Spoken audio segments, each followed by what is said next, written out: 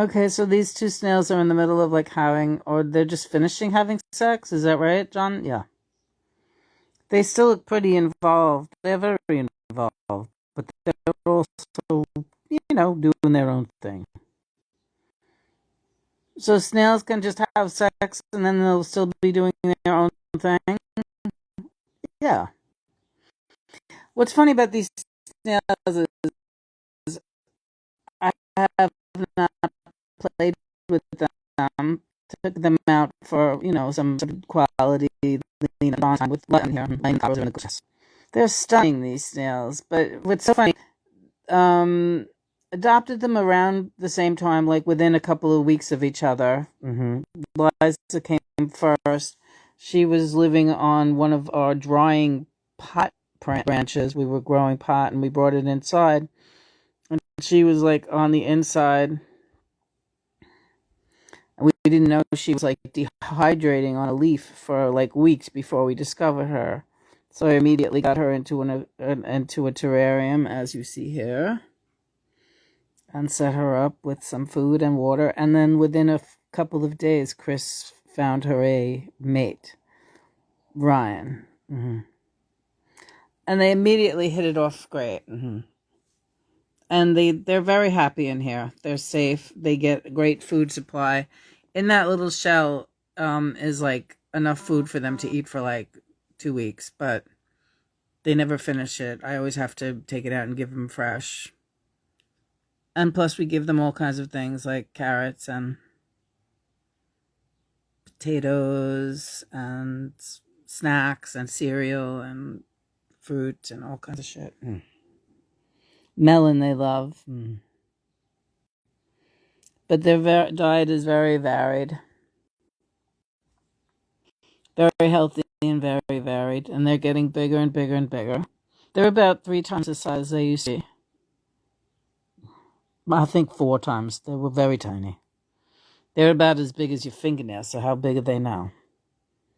Yeah, they're bigger than that. Hi, kids. Sorry to break this up.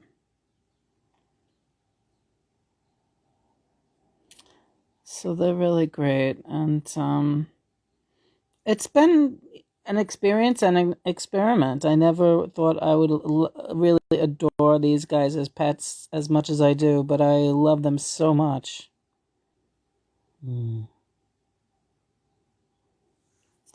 Sorry, Ryan. Yeah, I'm annoying him.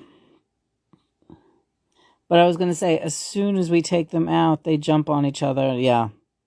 It's like, oh my God. It's like, we're on vacation. Let's have sex. It's so crazy. Like, they immediately begin going crazy whenever I take them out. And before that, they're kind of always, you see them snuggled up, but sleeping, curled up in their shells. And then they show up at all different places on the lid and stuff. And because there's a lid.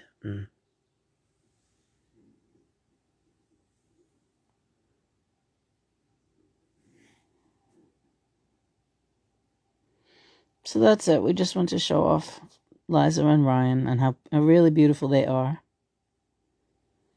And they like material. They like my socks. We always make sure we give them a blanket. They have a blanket in there. They sleep with that blanket. Yeah, they're always with that blanket. But then they have their grotto, as we call it, and some water in there and leaves and... Oh, that's what I wanted to ask Chris. Chris! I want him to give them some cilantro today because they like their fresh greens to eat. Now they have a living plant in here, a living spider plant, baby spider plant that Christopher took as a clipping off of one of the real huge plants inside. There it is. There's the mother plant. There's the mother spider, and here's the baby spider, and it's been living with the snails ever since it was transplanted, and it's doing very well in here with the snails. They also seem to really, really dig having a live plant in there with them, so I think the vibration is very high and good for them. Yeah, they're very spoiled, and they can live up to 25 years. And a regular garden snail only lasts a couple of years tops. And kept in captivity like this, they can live 25 years. Is that a good thing, John? That's a very good thing. Ecologically, it's a very good thing. And also, you know, demographically and philosophically, and they're very loving. They love you. Their energy and their vibration is very positive. They're happy creatures. When they know they are loved and cared for, they are like any other creature that knows that it is loved and cared for. And you bring out this joy in them. Like, they know when you open that lid, they come running. You know what? It takes a lot to get a snail to come running. It takes a lot to get a snail to come running. But you do it, Lena. You get the sound of your voice wakes them up and they get up. Tell me I'm wrong, Christopher. Could you bring these guys some cilantro? Yeah. We just need a little cilantro before we put them back in. How many leaves? Like a nice little bushel full, you know? Like just... how many leaves? What? Round leaves. They're not going to get many. How many? They need a couple of stems. They chew on the stems. So you give us stems, please. Like 3 stems. 3 stems worth. Right. Yeah, a leaf. Yeah, they like the water in the stem. They're starting to head up my leg.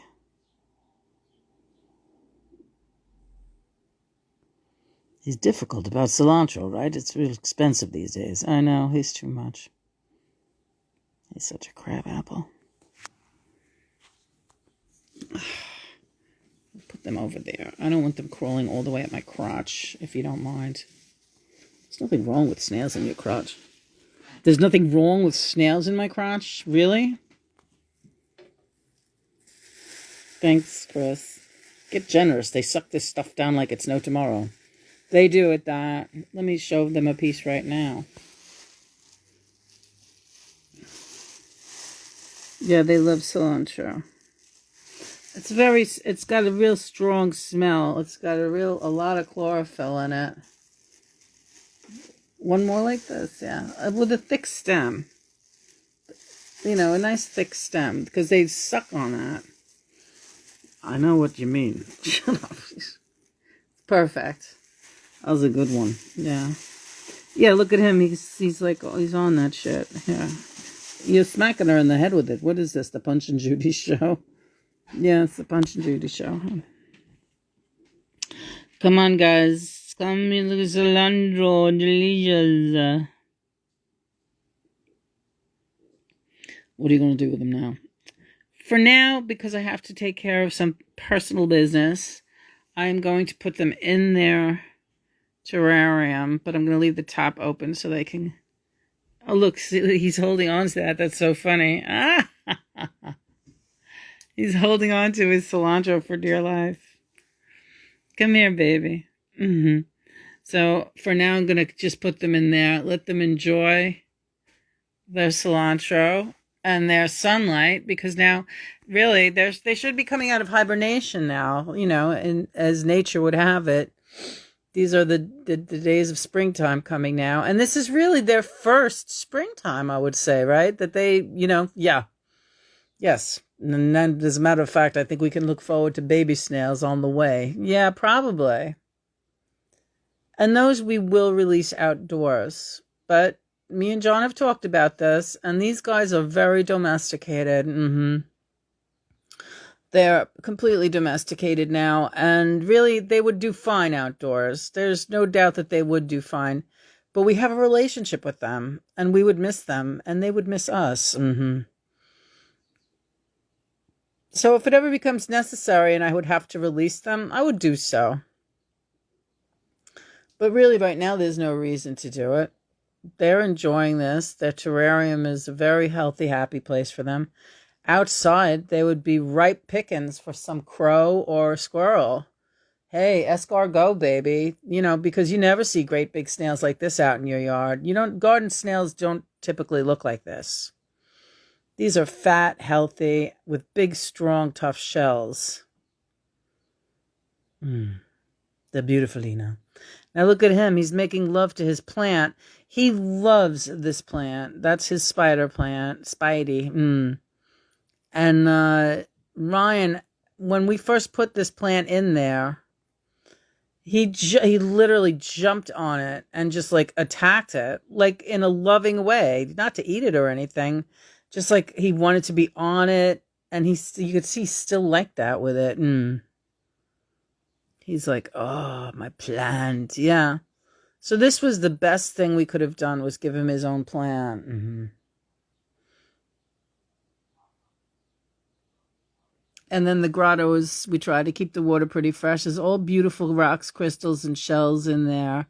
And that's like a high vibrational area. And Liza, you'll see, the first day we put them in this new aquarium, she went right in the grotto and was like sitting on a rock like a mermaid, like, here I am in my grotto. So this is very, very nice, calm thing to have and to do. Don't you think so, John? I do think so, yeah. I'm looking at that red thing. Is that really necessary to be in there? I don't think it's a danger to them. Do you think I should get rid of it? I don't think it's doing any good in there. Well, maybe we'll put it as a swimming pool by the plant. But I know what you mean. In that corner, it's kind of pointless. Hey, Ryan. All right. That was fun, honey. I love you. I love you, too. Love you guys.